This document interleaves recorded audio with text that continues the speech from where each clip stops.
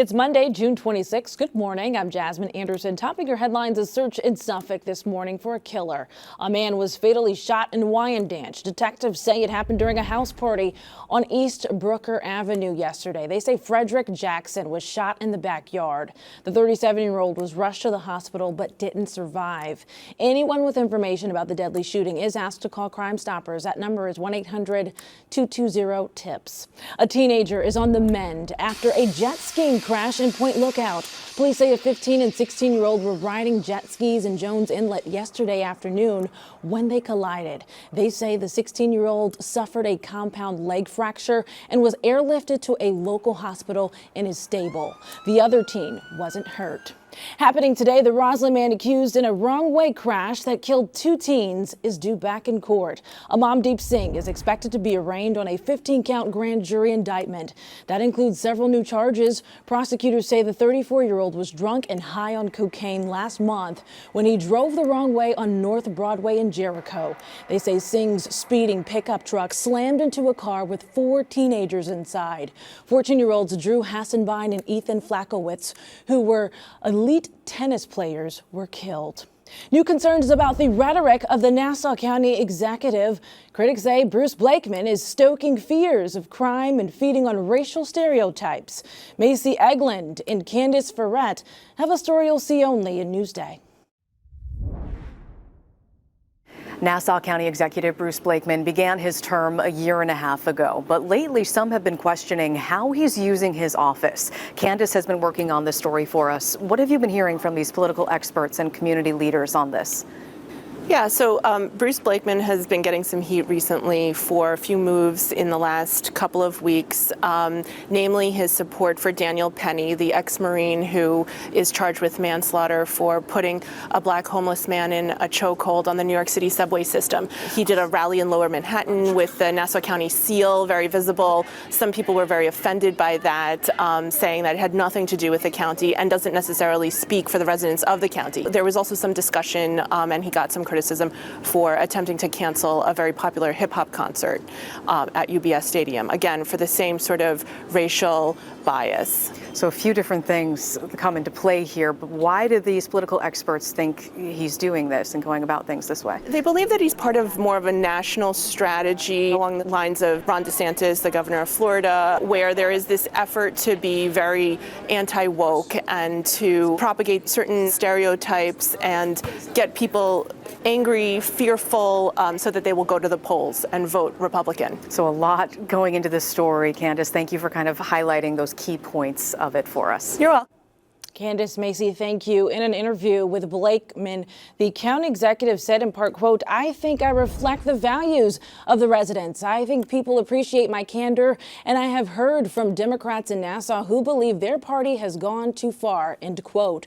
For more information, go to Newsday.com, click Get More below the Newsday TV video box.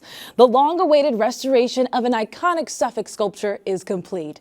Take a look at the Stargazer. The 70-foot piece of art was constructed on sod far on Route 111 in Manorville more than 30 years ago. The deer looking up at the stars with an antler in its mouth structure has served as the unofficial gateway to the Hamptons. But time and weather caused the structure to deteriorate. The community came together to raise $200,000 to restore the artwork for future generations to enjoy.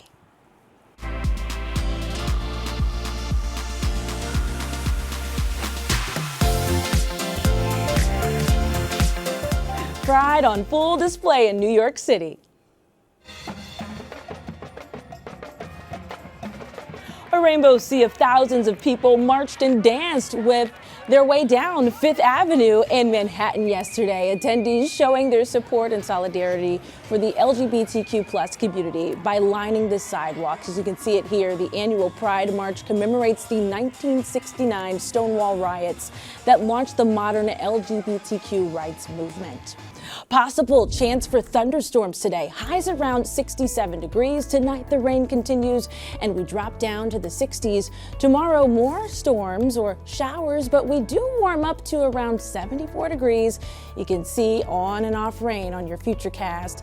Not the best week for outdoor fun. A look at your 7-day forecast coming up. Watch Newsday TV on the big screen. Use the remote to activate Siri, Alexa, Roku, or the Google Assistant on your streaming device. Say, install Newsday. Newsday TV, covering Long Island like no one else can. Girl power! Women rule one Rockville Center Street, owning 5 stores. Steve Langford has a story you'll see only in Newsday. On North Park Avenue in Rockville Center, you might call this block the sisterhood of storefronts. How is business? These 5 women own and operate their own businesses, their shops side by side. Power of women. Yes. The power of women, yes. Yeah. I think we just got very lucky to have each other. Isabella Sabaski, who immigrated from Poland, started her hair coloring business here 10 years ago. Patrice Fernandez from Jamaica opened her clothing boutique here just last year. To have all of us saturated in one area, that is dynamic. I love that my sons, I have 2 boys, could look up to me and be like, Mom could do it. And they could be supportive of females around them. Zora Hamid started her Mediterranean restaurant here on the eve of the pandemic.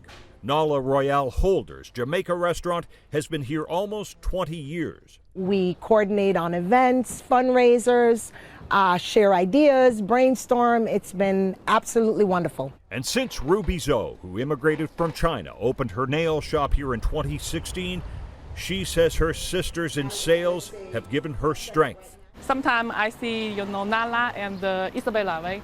They're very, very friendly, can help. Sometimes they're very strong. And sometimes when I tire, I can see their face, give me, a lot of power. So in the year 2023, is this a sign of progress? 5 businesses side by side, all owned by women. To mix metaphors, is the glass ceiling half full or half empty? Nala, thank you for that part because I started doing that. See, we are able to connect to each other in different ways that I'm really not able to with my dad and my husband. So they're kind of like my partners as well. People know each other, they help each other. And it's just great to have someone else that sees things a little bit from your perspective. We're helping each other. We share challenges. That means that we are doing something right as women. That means we're taking charge. No half-empty glasses here. Cheers. Partners in the power of the purse. Steve Langford for Newsday TV. I love it. True inspiration right there. Make sure you support the businesses. For more on the Rockville Center female business owners, just go to Newsday.com, click Get More below the Newsday TV video box.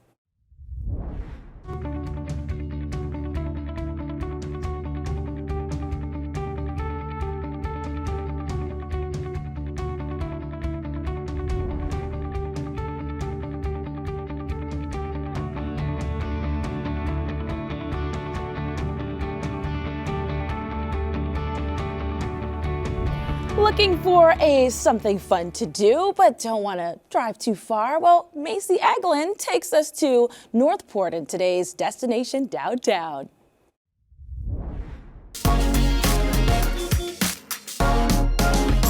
We are exploring a little North Shore town that has a lot to offer. This is Northport. This waterfront village was settled back in the 1600s, and there's so much history here. Some of the buildings and homes date back to the 1800s. Their main street runs right down to the harbor, and even just this short half-mile stretch of it is packed with something for everyone. The water brings a lot of people to Northport, perfect for kayaking and paddleboarding. And since fishing is big business here, you'll find great seafood dishes at many of the restaurants around town. There really are so many great spots for lunch or dinner here, but a local favorite is the Northport Sweet Shop. They've been family owned and operated here since 1929, a staple in this community. And a favorite is the old school egg cream. It's a family operation. We've been here 94 years now. I hope to get another 6 years out of it, and I'll see you on my 100th, God willing. And Pete says there's more family in line to keep it going. I could walk away from it tomorrow and still be comfortable. I'm 82. I enjoy my customers. I enjoy what I'm doing. If you're looking for something for yourself or maybe a great gift, check out Veronica Rain. They have so many creative pieces. All of Main Street is lined with unique boutiques and businesses. A big draw for a lot of people is that Northport is extremely dog friendly. So while you're here, be sure to stop in at Petport, check out all the puppy treats, and of course the latest in canine clothing. Plus, catch a show at Engelman Theater. The building has a long history here, but it was purchased by its current owner in 2006 and offers Broadway favorites year-round. And for those with a sweet tooth, you'll definitely want to make a stop at Sweet Arts. They have this wall of candy to choose from. Plus, creative art projects for birthdays and other events in the back. On a hot summer day, maybe a little ice cream down the road at Licks. It stands for Little Ice Cream Store, and they've been serving up their treats here in Northport for over 25 years. Then relax in the open space on the water and enjoy the view. It's the perfect place for a picnic. So those are just a few of the options right here on Main Street in Northport. But there is so much more to see and do. You'll just have to come experience it for yourself. For Newsday TV, I'm Macy Eglin. So many options. For more on Destination Downtown Northport, go to Newsday.com. Click Get More below the Newsday TV video box. Get more of the stories you've seen on Newsday TV at Newsday.com. Plus breaking news, investigations, things to do, restaurants, and other Long Island news you can't get anywhere else. At Newsday.com, covering Long Island like no one else can. I'm Jasmine Anderson. Happy Monday. Thanks for watching. We'll leave you with a look at your hyperlocal 7-day forecast.